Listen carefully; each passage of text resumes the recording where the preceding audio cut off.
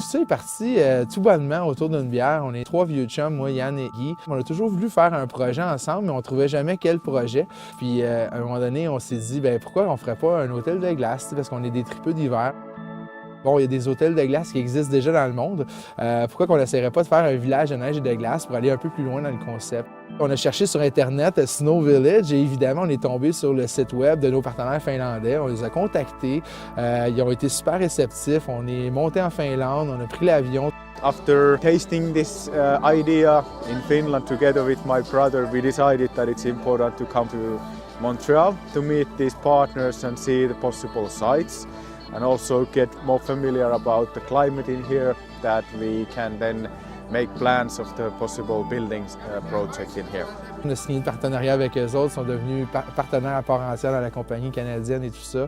Donc après ça, tout s'est enchaîné et on est rendu ce qu'on est rendu aujourd'hui. La construction d'un village des neiges se fait en plusieurs étapes. Évidemment, il y a toute la période préliminaire, tous les dessins avec les architectes, les calculs de structure, de charge avec les ingénieurs, tout avoir ces approbations-là, obtenir les permis au niveau de la régie du bâtiment, travailler avec les designers pour les choix de chambres, qu'est-ce qu'on va faire avec les thématiques, tout ça, rassembler tous les intervenants au niveau des sculpteurs, les personnes qui vont faire la neige. Tout ce travail-là de pré-production, en fait, c'est un travail immense, mais un coup qu'on débute la construction, bien évidemment, c'est toute la logistique de coordonner tout le monde en même temps.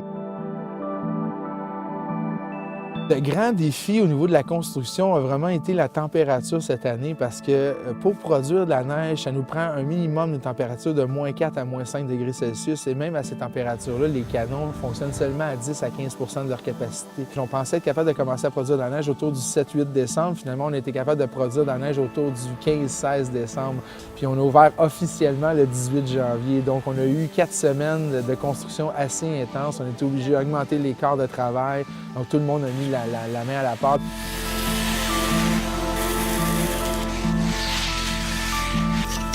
Nos partenaires finlandais, ils sont descendus ici au Québec construire avec nous. Donc eux avaient vraiment le savoir-faire au niveau de la construction.